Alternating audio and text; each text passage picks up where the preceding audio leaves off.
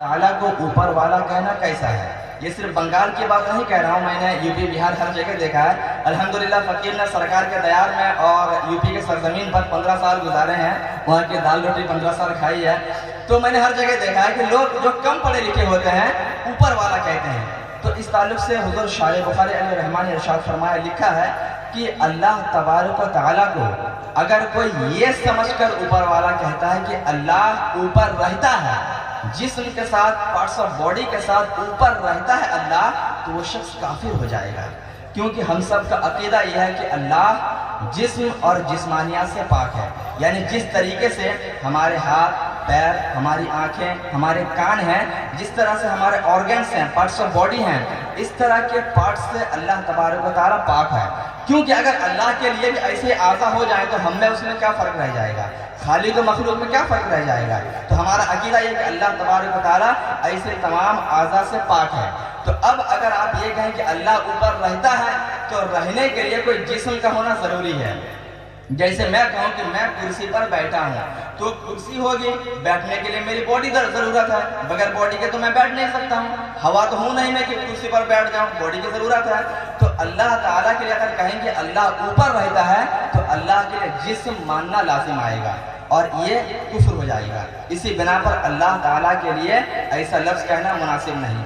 हाँ, अगर कोई ये सोच कर कहे कि अल्लाह की शान बहुत बुलंद वाला है तो कुछ हद तक उलमा ने रुखसत दी है, लेकिन फिर भी ये लफ्ज़ ऊपर वाला बहुत डाउटफुल लफ्ज़ है, इसमें बहुत शुबह व शुबहात हैं। इसलिए उलमा फरमाते हैं कि डाउटफुल लफ्ज़ से बचा जाए।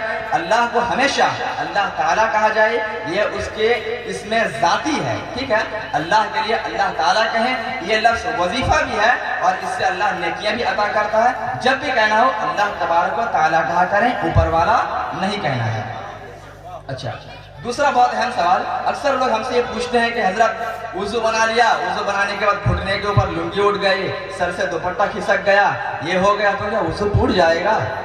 सतर खुलने से क्या वुज़ू टूट जाएगा? तो प्यारे भाइयों देखिए, वुज़ू ऐसी चीज़ नहीं है कि घुटने के ऊपर कपड़ा आ जाए, आईने के सामने कोई आकर मुंह देख ले या सर से दुपट्टा खिसक जाए तो वुज़ू टूट जाएगा, ऐसा नहीं है।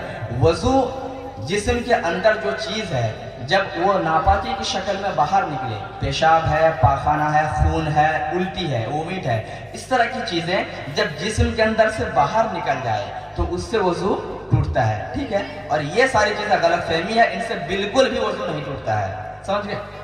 अच्छा, तीसरा सवाल, दूध पीते बच्चे का पेशाब, हमारी माँ बहनों के लिए स्पेशल सवाल है, ये बहुत सवाल आता है। ये दूध पीते बच्चे का पेशाब पाक है कि नापाक है?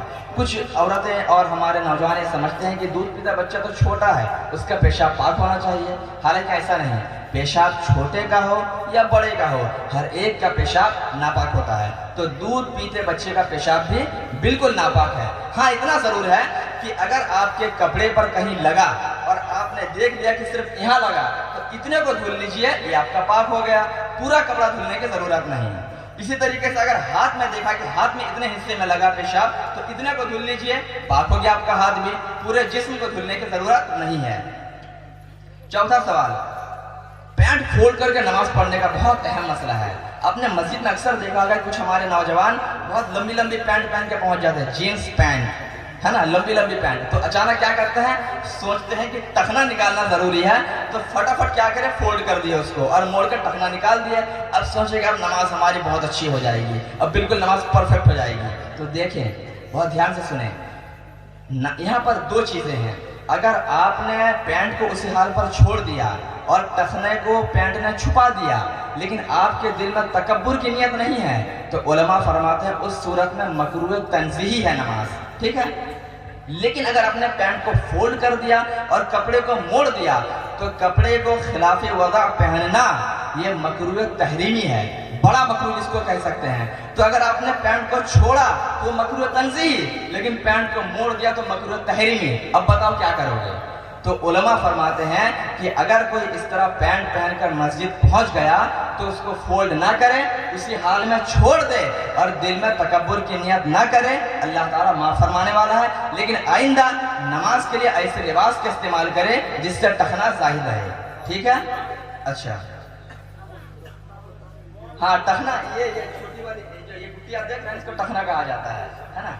یہ اصل میں عربوں میں یہ ماحول تھا شروع میں کہ عرب کے لوگ تکبر کی وجہ سے کپڑے کو لٹکا کے پہنتے تھے، اتنا لٹکاتے تھے کہ زمین کو گھسیٹتی ہوئے چلتے ہیں، جیسے کہ آج عورتیں برقع وغیرہ پہنتی ہیں۔ خیر ان کے لیے منع نہیں ہے، یہ مردوں کے لیے ہے کہ اتنا لٹکا کے کپڑا عرب والے تکبر کی وجہ سے پہنتے تھے۔ اسی بنا پر سرکار نے فرمایا ایسے لوگوں پر اللہ کی لعنت ہے جو کپڑے کو لٹکا کر پہنتے ہیں، ٹھیک ہے؟ تو تکبر کی نیت نہ کریں، آپ اس طرح کپڑا پہن کر نماز پڑھ لیں، نماز انشاءاللہ ہو جائے گی۔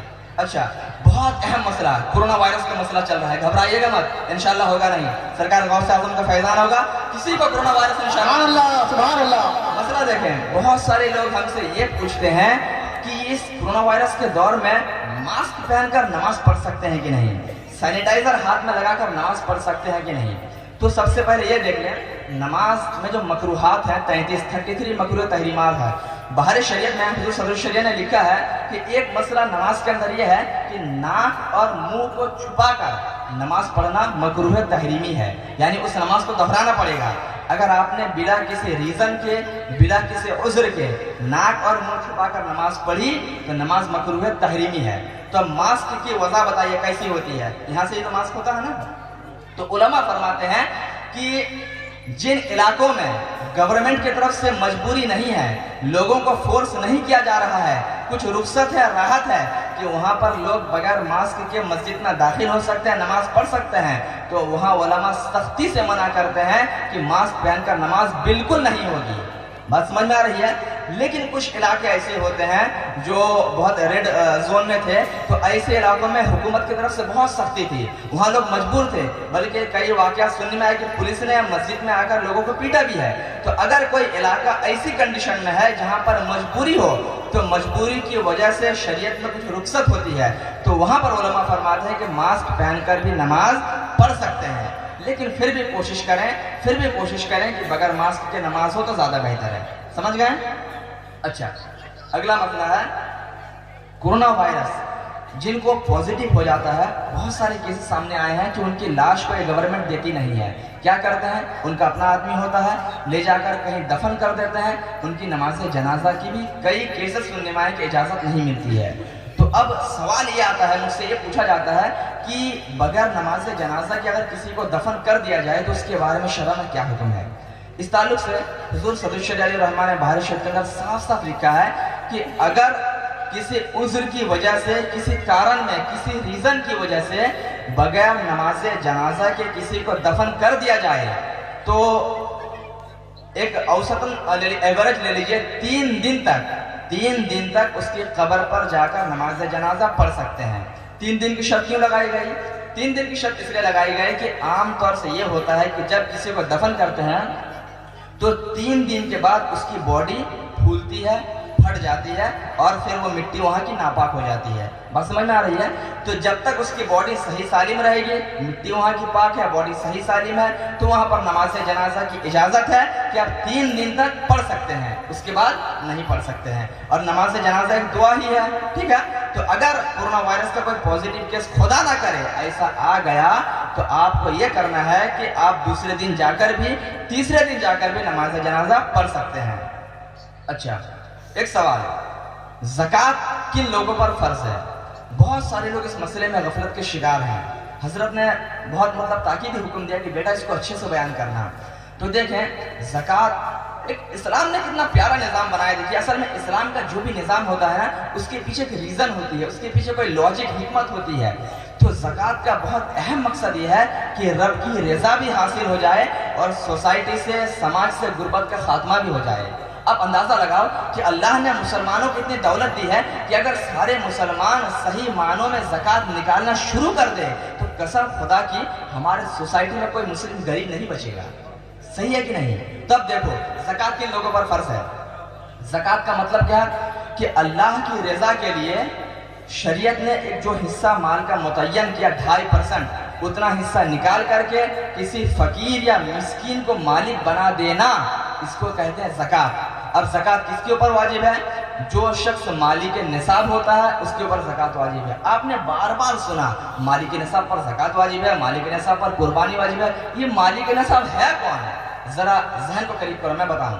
مالک نصاب اس شخص کو کہا جاتا ہے جس کے پاس حاجت اصلیہ کے علاوہ हाजत असरिया मतलब रहने के लिए घर, उसको छोड़ दो, चलने के लिए सवारी, चाहे कितने ही महंगी गाड़ी हो, गाड़ी को छोड़ दो, खाने के लिए गल्ला, पहनने के लिए कपड़े और ज़रूरी सामान घर के किचन के जो भी हो, इन सारी चीज़ों को छोड़कर अगर किसी शख्स के पास 52.5 तोला चांदी हो, 7.5 तोला सोना हो, या उसकी मिकदार की जो कीमत होगी उतना पैसा किसी के पास हो, तो वो शख्स शरीयत की जुबान में मालिक निसाब कहलाता है। अच्छा, यहाँ पर एक और चीज, क्या क्या बताऊं, वक्त कम है। देखिए 52.5 तोला चांदी, 7.5 तोला सोना, ये भी आप एक जमाने से सुन रहे हैं, ये आज तो तोला चलता नहीं ना, कितना आप कैसे समझेंगे कितना है? आओ देखो बता दूं आपको, 52.5 तोला जो चांदी है इसका मौजूदा वजन, हुजूर मुफ्ती निजामुद्दीन साहब जो मेरे उस्ताद मोहतरम है, हिंदुस्तान के माने जाने मुफ्ती में उनका शुमार होता है, उन्होंने हमें बताया कि मौजूदा दौर के हिसाब से 52.5 तोला चांदी का वजन 653 ग्राम 584 मिलीग्राम है। 653 ग्राम 584 मिलीग्राम है, ठीक। और 7.5 तोला सोना का मौजूदा वजन ग्राम में अगर कन्वर्ट करेंगे कितना होगा? 93 ग्राम 312 मिलीग्राम, 93.312, ठीक है। 93 ग्राम 312 मिलीग्राम। तो अगर इतना सोना या चांदी किसी के पास है, वो शख्स मालिक निसाब है। अगर नहीं है लेकिन उसके पास कैश है, और मान लीजिए कैश इतना है कि उतने पैसों से इतनी चांदी खरीद सकता है, 650 ग्राम तकरीबन चांदी खरीद सकता है, तो वो शख्स भी मालिक निसाब होगा, उसके ऊपर ज़कात देना फर्ज है। बात समझ में आ गई? अच्छा, एक और मसला जी, बहुत अहम मसला, लोग ये बहुत कंफ्यूजन का शिकार हैं। हिंदुस्तान के बैंकों से जो इंटरेस्ट मिलता है, इंटरेस्ट जिसको लोग सूद कहते हैं, इस इंटरेस्ट का शरअ में क्या हुक्म है? लोग परेशान तसब्बुब का शिकार हैं कि इसको लें कि ना लें। शरीयत में तो है अर्राशि वल मुर्तशिब किलाहुमा फिन्नार, सूद लेने वाला देने वाला दोनों जहन्नम में है। तो ये बैंक से जो इंटरेस्ट मिलता है इसको ले सकते हैं कि नहीं? तो देखें, सूद के तहफ़्फ़ुज़ के लिए एक बहुत अहम चीज़ ये है कि दोनों तरफ माले मासूम होना चाहिए। और एक हदीस पाक है जिसमें एक ज़ाब्ता बयान किया गया, ला रिबा बैनल मुस्लिम वल काफिर फी दारिल हर्ब, मुसलमान और काफिर के दरमियान कोई रिबा नहीं है। तो हिंदुस्तान में जितने भी बैंक्स हैं, हिंदुस्तान में जितने भी बैंक हैं वो सारे हुकूमत के अंडर में जो है, सब गैर मुस्लिम के अंडर में हैं। तो उलमा फरमाते हैं कि जब गैर मुस्लिम के अंडर ये सारे बैंक हैं, तो उस बैंक से जब प्रॉफिट मिलता है वो सूद है ही नहीं, वो माले मुबाह है। इसकी हैसियत क्या है मालूम है? गिफ्ट की हैसियत है। मान लीजिए मैंने किसी गैर मुस्लिम इंसान को 10,000 रुपए उधार दिए और कोई शर्त नहीं रखी कि मैं 10,000 देकर 12,000 लूंगा, कोई शर्त नहीं है, बस 10,000 दे दिया। अब जब वो गैर मुस्लिम पैसा हमें लौटा रहा है तो अपनी खुशी से 1,000 एक्स्ट्रा दे दिया, 11,000 रुपए दे दिया। तो वो 1,000 एक्स्ट्रा जो दिया वो सूद तो नहीं है ना, आपके लिए गिफ्ट है, आप ले सकते हैं। ठीक इसी तरीके से हिंदुस्तान के बैंकों का जब आप यूज करेंगे तो एज ए बैंक होल्डर है ना, कस्टमर आप उसके हैं, तो इस बिना पर बैंक वाले खुश होकर आपको कुछ इंटरेस्ट देते हैं, तो इंटरेस्ट है ही नहीं। उलमा फरमाते हैं वो माले मुबाह है, उसका लेना बिल्कुल जायज और दुरुस्त है, ठीक है।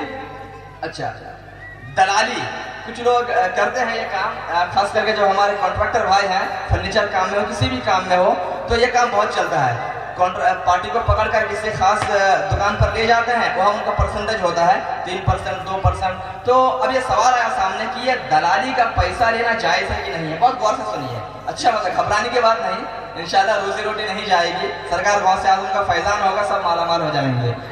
उलमा फरमाते हैं कि दलाली करना, अगर उसमें किसी भी तरफ के आदमी को धोखा ना दे, झूठ ना बोले और थोड़ी सी मेहनत और मशक्क़त भी करे, थोड़ी सी मेहनत भी करे, दौड़ भाग भी करे, तो दलाली करना जायज़ है, उसका पैसा भी लेना जायज़ है। लेकिन किसी भी तरफ के आदमी को झूठ ना कहे, धोखा ना दे, सच्चाई के साथ करे, तो बिल्कुल ये काम जायज़ है, दलाली का पैसा ले सकते हैं।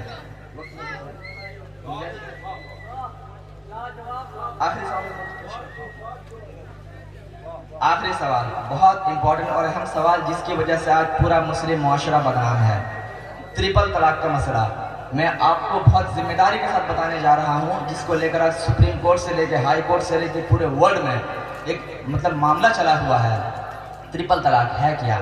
सबसे पहले आप समझिए कि तलाक को हदीस में, शरीयत में क्या कहा गया। کہ طلاق ہے کیا؟ رشتے ازدواج کو، شادی کے رشتے کو توڑ دینے کا نام کیا ہے؟ طلاق ہے۔ شادی کے رشتے کو توڑ دینے کا نام طلاق ہے، اسی کو طلاق کہا جاتا ہے۔ طلاق کو ابغض المباحات کہا جاتا ہے، یعنی جائز کاموں میں اللہ کے نزدیک سب سے ناپسندیدہ کام اگر کچھ ہے تو طلاق دینا ہے۔ اس سے اندازہ لگا سکتے ہیں کتنا مطلب اللہ کے نزدیک ناپسندیدہ کام ہے۔ ذرا دیکھیں، زندگی میں ایسے سچویشنز، ایسے حالات پیدا ہو سکتے ہیں کہ میاں بیوی میں اتفاق نہ ہو۔ ایسے حالات ہوتے ہیں، سب کے گھر میں ہوتے ہیں، تو ہمیشہ میاں بیوی کو کمپرومائز کے ساتھ زندگی گزارنا چاہیے۔ آج لوگ ایک بیوی لے کر پریشان ہیں، ارے میرے آقا کی تو 11 بیویاں تھیں، کیسے کرتے تھے مینٹین؟ سرکار کی زندگی کو ذرا نمونہ عمل بناؤ، آئیڈیل بناؤ، انشاءاللہ سب مینٹین ہو جائے گا۔ تو فرماتے ہیں کہ اگر کسی طریقے سے مان لو 2 سال 4 سال 10 سال گزر گئے اور کسی طریقے سے ان کے آپسی میل جول نہیں ہو پا رہا ہے، دونوں کا ذہن مل نہیں پا رہا ہے، تب ایسی کنڈیشن میں علماء طلاق کی اجازت دیتے ہیں کہ ایسی کنڈیشن میں طلاق دے سکتا ہے آدمی، لیکن پھر بھی ہمیشہ کوشش میں لگا رہے کہ کسی طریقے سے یہ نوبت نہ آئے۔ اب دیکھو طلاق کیسے دینا ہے۔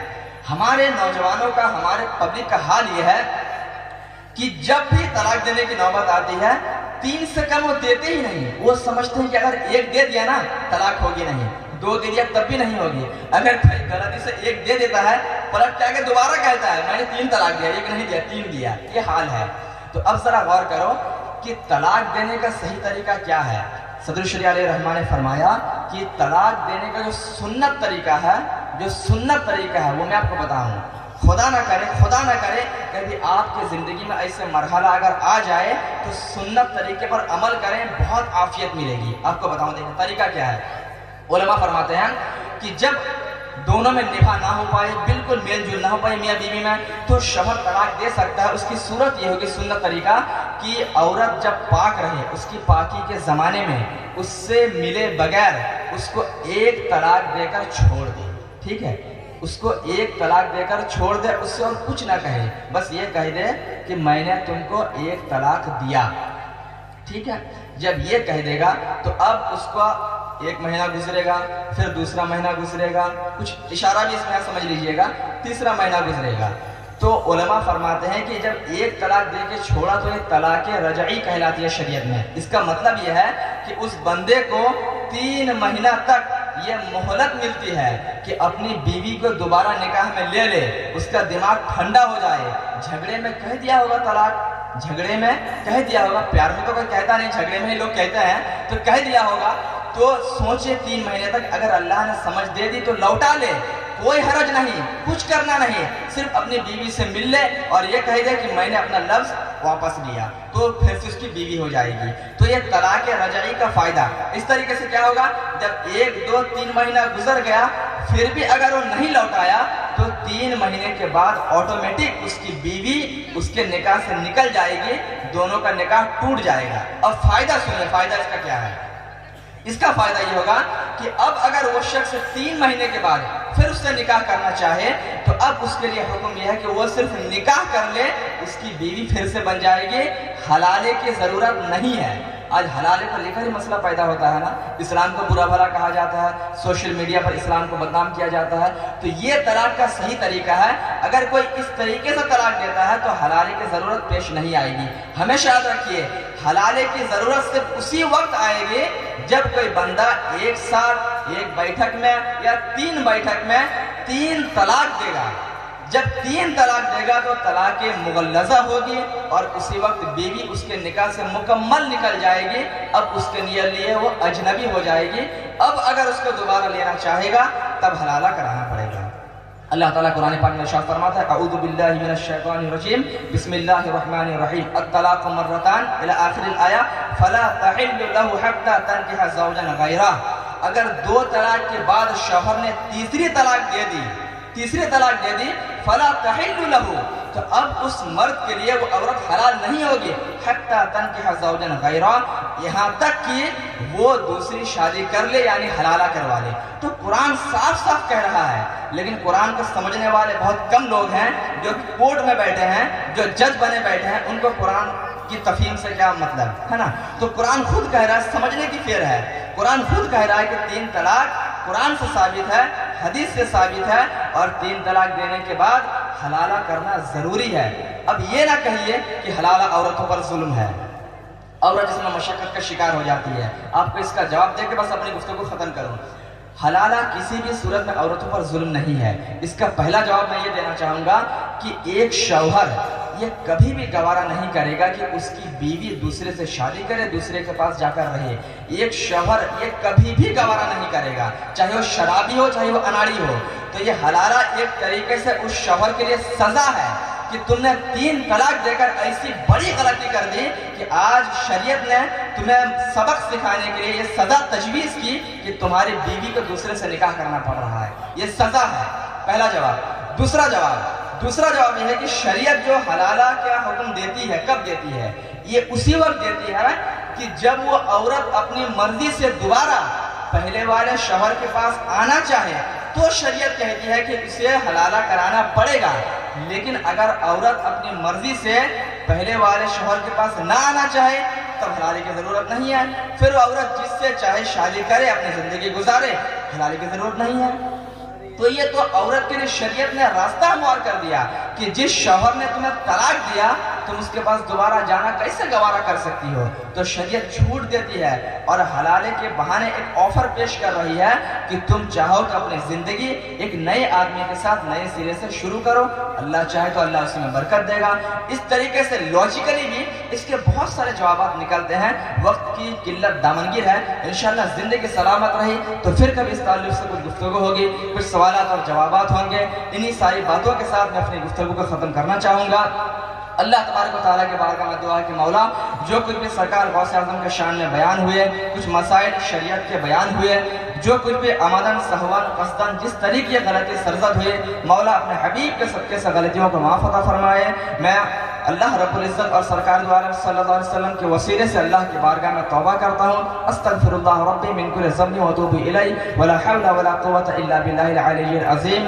اسلام زندہ باد، اسلام پائندہ باد۔ السلام علیکم ورحمۃ اللہ۔